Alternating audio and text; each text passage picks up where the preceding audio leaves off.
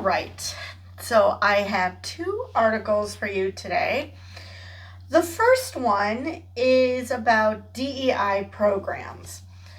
So, this should come as a surprise to nobody. Well, neither of the articles I have for you should come as a surprise to anybody who's been paying the least amount of attention. But let's start with DEI. So, Trump calls DEI programs illegal. He plans to end them in the federal government. All right, so let's get right into it because this goes back to the civil rights movement. This isn't like, oh, we're starting to we're using this as a this is just recent developments because things have just gone off the rails. No, this goes back to Lyndon Baines Johnson. So, yeah. Anyway, to the article.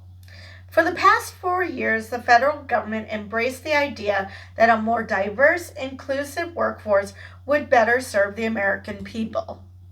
Shocking that, Americans would be better served when the people doing the serving looks like the people being served. Shocking how that works. Now, with the stroke of his pen, President Trump has abruptly reversed course. On Monday, Trump issued an executive order terminating illegal DEI and diversity, equity, inclusion, and accessibility, or DEIA, mandates, policies, programs, preferences, and activities in the federal government under whatever name they appear. Translation: the only people who we give a crap about are white men. Cis, straight white men. Because if you look at the DEI programs and people who are in positions of power thanks to these programs, it's mostly women. So, yeah, this isn't just racism. This is all over bigotry. The second executive order issued Tuesday revokes numerous executive actions of administrations past, including some that had been in effect for decades. One issued by former President Bill Clinton required federal agencies to address environmental justice for low-income and minority populations. Another signed by former President Lyndon B. Johnson required government contractors to adopt non-discriminatory practices in hiring and employment. The horror of having someone who isn't white and male getting government contracts. We can't possibly allow for that. Even as Trump's critics decry the moves, the federal agencies are getting to work carrying out his vision. On Tuesday, U.S. Office of Personnel Management Acting Director Charles Ezell sent a memo to agency leaders ordering them to place all employees of DEIA offices on paid administrative leave no later than 5 p.m. Wednesday. And I'm recording this on Friday, so that order has already taken place. Agencies were also told to send agency-wide notices asking employees if they know of any efforts to disguise these programs by using coded or imprecise language. OPM provided a template for these notices that included an email address for reporting such efforts and a warning that failure to do so may result in adverse consequences. Because nothing says compliance and reasonableness than being forced to do shit. Additionally, agencies were directed to take down websites and social media accounts, cancel trainings, and terminate any contractors related to DEIA work. I'm really curious what this all entails, because most of the time, just like woke, most people don't understand what DEI actually means. At least those who aren't comfortable in their racism or sexism. By noon Thursday, agencies are to submit to OPM a complete list of DEIA offices and anyone who's working in those offices as of November 5th, 2024, the date of the presidential election. Agencies are required to submit a written plan by January 31st for layoffs of those working in DEIA offices, the memo said. Because nothing says anything like keeping unemployment low than firing people for the dumbest shit. It wasn't immediately clear how many federal employees will be laid off. Given the broad brush that they have painted, it's potentially very large numbers of people, said Rob Shriver, acting head of OPM under former President Joe Biden. Shriver, who's now managing director of Civil Service Strong as the legal advocacy group Democracy Forward, sees the move as part of a larger effort by the Trump administration to sideline career employees in favor of political loyalists. Which, as much as MAGA people are desperately trying to claim, that isn't something that ever was in the works, let alone happening. It's happening. And you can keep your head in the sand all you want. Doesn't change reality. In fact, DEIA programs exist throughout the federal government because of a series of executive actions taken by Biden. His administration called on federal agencies to recruit more job candidates from underserved communities, run training programs advancing principles of equity and inclusion, and address pay inequalities, among other steps. Agencies created new positions to oversee the work.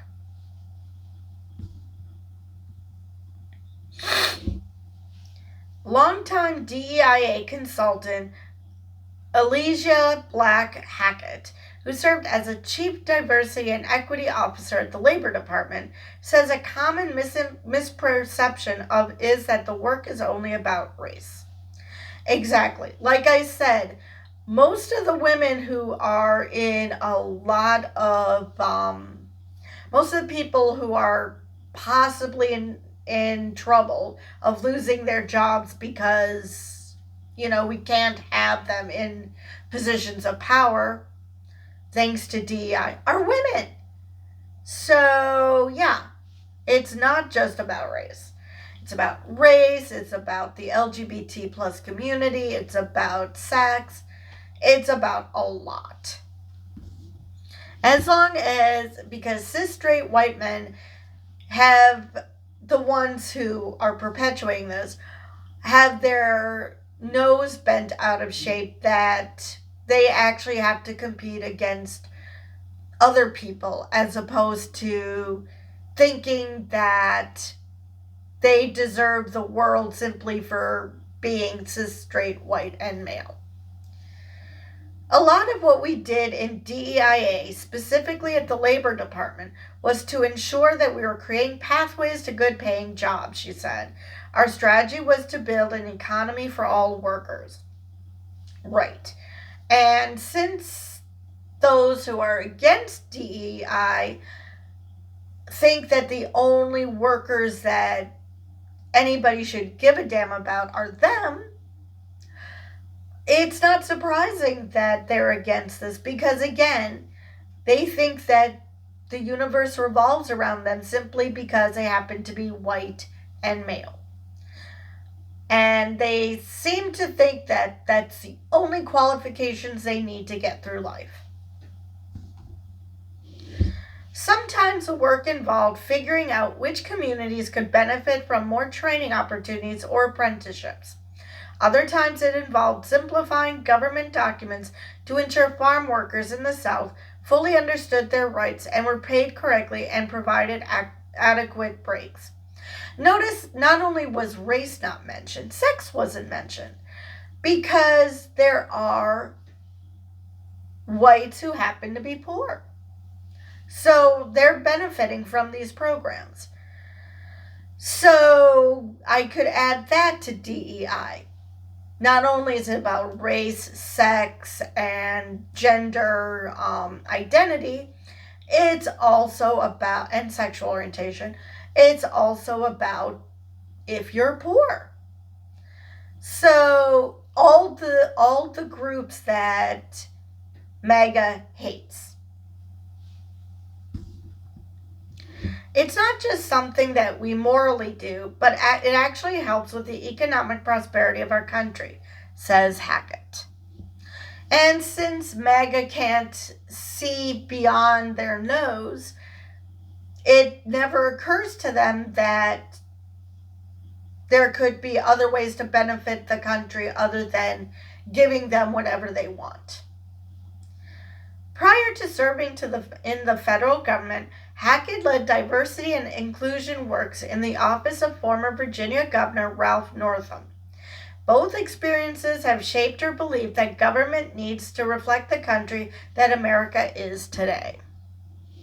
Which again, MAGA doesn't like that this country is diverse. They want this country to go back to when cis straight white men ruled everything and everybody else was just something that they used to make more money or get laid or whatever it is that their goal is. When you think about who was in the room during the creation of the Constitution of the United States of America, there was one vantage point, one lens, which was white male men, she said. Exactly. And the MAGA people would like it to go back to that. Obviously, the MAGA twats who aren't white men and cis and straight, they are just useful idiots, but for the most part, anybody who isn't rich is a useful idiot for these guys. So Hackett, a political appointee, left her post at the end of the Biden administration. She believes anywhere from a couple of dozen to more than 100 employees still at the Labor Department could be affected by Trump's executive order. Max Stier, president and CEO of the Partnership for Public Service, condemned the developments unfolded this week. Penalizing career civil servants for faithfully doing their jobs during a prior administration is wrong, he wrote in a statement. Like Trump gives a shit. The affected employees are everyday people who have to support themselves and their families, and the abrupt and rushed approaches chosen here will have a traumatizing impact on not just them, but their colleagues who remain in their roles serving the public as well. Because again, Trump doesn't care. He looks at Kim Jong-un and he sees that everyone is forced to adore him. And that's what Trump wants. So he can't have people who don't adore him in positions of power. So that is the end of that article. So yeah. Regardless of where you fall on the political spectrum, you should not want to just have white men, and again, cis straight white men, in positions of power. You should want other people in positions of power. DEI isn't about cutting corners so someone other than cis straight white men are involved. It's about accepting that more than just them are actually qualified, and in some cases are more qualified, and the only qualification that was previously used was if you happen to be a white man. I mean, there are plenty of trans people and LGBT people or any non-heterosexual who could, well, I shouldn't say L. There's plenty of non-heterosexual white males who could pass for heterosexual. So that allowed for some wiggle room. But to say that white males are just naturally superior to everyone? No, I've met plenty of white men who are pieces of shit. Look at our president. So no, it's not about it. It's more, there's more to life. If you truly want a meritocracy, then it should be a meritocracy. It shouldn't be, oh, this person is white and male, so they're naturally must be more deserving of positions of power than other people. That is just so dumb on so many levels. Anyway, so that's all I have for that article. So this one, which again, if anyone had been paying attention and actually accepted reality, this should come as no surprise. Still depressing, but no surprise. U.S. agents raid New Jersey worksite as Trump escalates immigration crackdown. And let's get into it. U.S. immigration agents rounded up undocumented migrants as well as American citizens in a... Okay, let me just move you a little.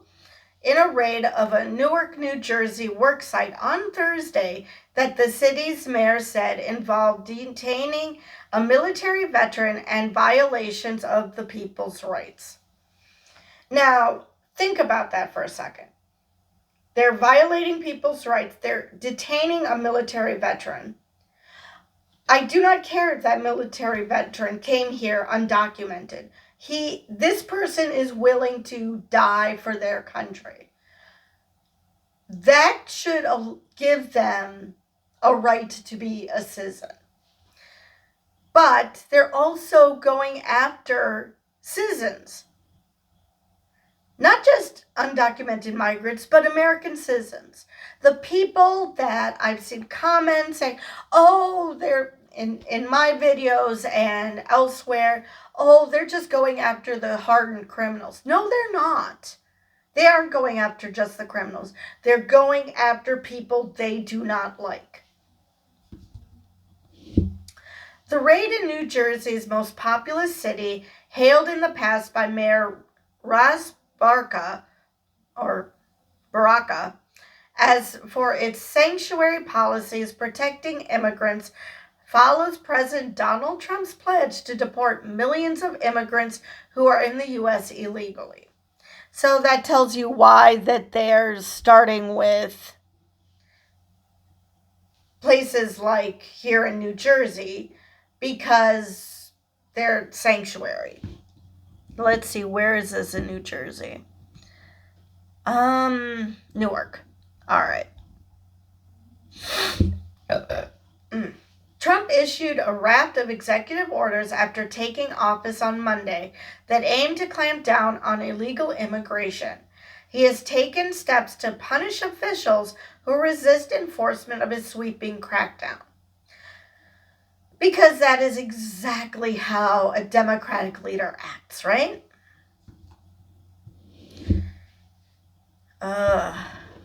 Okay, this is in my way. In a raid of a business establishment in Newark outside New York City, Immigration Customs Enforcement, or ICE, agents failed to produce a warrant as they detained undocumented residents as well as citizens, Baraka said in a statement. Now, this should worry people, even those who are like, oh, they probably deserved it, whatever. These agents did not have a warrant.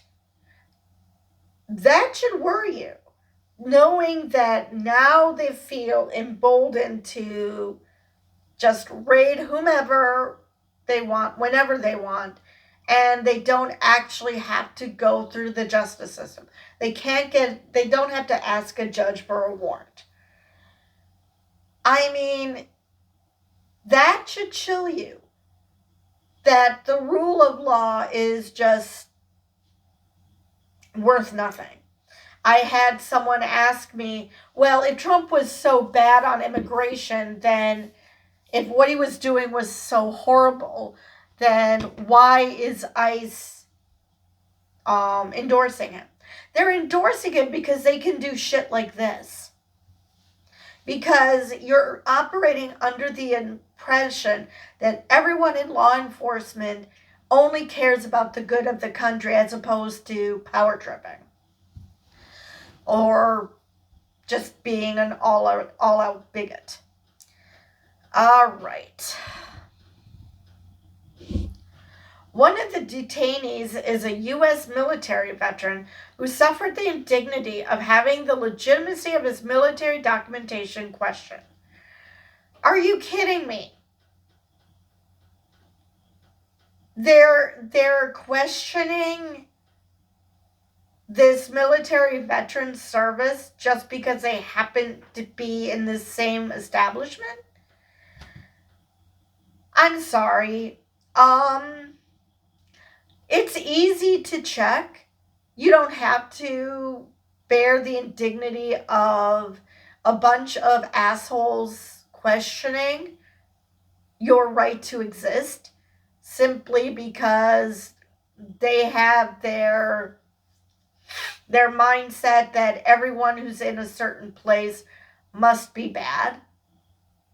It's just, no, obviously January 6th has told us there are plenty of military veterans who are bad people.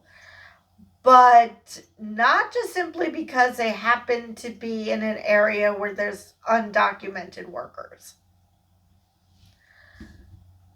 In a statement, an ICE spokesperson said the agents may encounter U.S. citizens while conducting field work. Field work? And may request identification to establish an individual's identity, as was the case during a targeted enforcement operation at a work site today in Newark. I mean, there's a difference between asking for, in this case, a military ID to show that you are who you say you are. It's entirely different to have that person show their ID and then you say, yeah, I don't believe you. Those are two different things. Those are definitely two different things. And if what I'm reading is true and if I'm interpreting it correctly, that is not what ICE did. They didn't just ask for ID. It's like, oh, okay, and move on. No, they did not believe this person. The spokesperson said that ICE was investigating the incident. I'm sure they were. Baraka said the raid had violated the citizens' rights under the U.S. Constitution. Newark will not stand by idly while people are being unlawfully terrorized, he said. Neither Baraka nor ICE identified the business raided by name. White House spokesperson Caroline Leavitt said on X that the Trump administration arrested 538 people on Thursday, describing all of them as illegal immigrant criminals. She said they included members of a Venezuelan prison gang and people convicted of sex crimes. Now, two things. Number one, they're going to call all undocumented people criminals. That's been figured out already. Now, I mentioned in my previous video about oh, they just want to get rid of these criminal gangs. Now, and I suggested that they're going to use that as an excuse to detain and deport whomever they want and then claim. Now, it's entirely possible that there were some members of some prison gang that were amongst these people, but considering Trump's attention span, I mean, initially the administration was going to go case by case with the January 6ers to make sure that the violent people stay in jail and those who didn't commit acts of violence got free. And it was just taking so long that Trump just said, fuck it, release them all. That is this same mentality. Let's arrest all of them and then just call it a day. It's much easier than to, pick and choose who is actually worthy of arrest. And maybe again, there might have been people convicted of sex crimes. Or again, they just, decide, well, let's just arrest them all and either figure it out or just say screw it and just deport them all. Levitt did not provide more details. A range of studies by academics and think tanks have shown that immigrants do not commit crimes at a higher rate than native-born Americans. Other studies find that immigrants in the U.S. illegally also do not commit crimes at a higher rate. Right. It's just that we hear about the illegal immigrants, the undocumented immigrants that do commit crimes, and sometimes heinous crimes. That doesn't mean everybody does. Just because most of the mass shooters happen to be white men, doesn't mean that all white men are mass shooters. It just means that some in that group are bad people. So, yeah. Okay. Barranca, the Newark mayor, is one of the first local officials in the U.S. to issue a statement on a specific raid following the start of Trump's immigration crackdown. I can talk. In 2017, he signed an executive order cementing Newark's sanctuary status and was a vocal opponent of Trump's immigration policies during the president's first term. Of the estimated 11 million immigrants in the U.S. illegally or with temporary status in 2022, about 44% lived in states with sanctuary laws that limit cooperation with federal immigration authorities. Now, you can question whether that makes sense or not, but given that this raid happened and that ICE had no problem detaining American citizens, it probably is showing these sanctuary cities to be correct, that they shouldn't cooperate with these federal authorities, because these federal authorities are basically the adage, when you're a hammer, everything is a nail. So that figure does not include those in sanctuary cities and counties in places without a statewide law, such as New Mexico. U.S. media outlets reported that the federal law enforcement and ICE agents had arrested nearly 500 undocumented migrants wanted for outstanding crimes in sanctuary cities, including some from New York and New Jersey. The report cited ICE officials who said the arrests took place on Tuesday and Wednesday. And if they truly are wanted for crimes, then absolutely they should have been caught and should have been deported. There's a lot about our immigration system that needs work. But to arrest American citizens, Now, by ICE, not arrest American citizens who commit crimes, that's different. But ICE, rounding them up as if they are to be deported, that starts to tread on shaky ground. All right. So that is the end of that article. So yeah, I'm not against, and nobody is against, or at least nobody should be against, undocumented immigrants who committed crimes to be deported.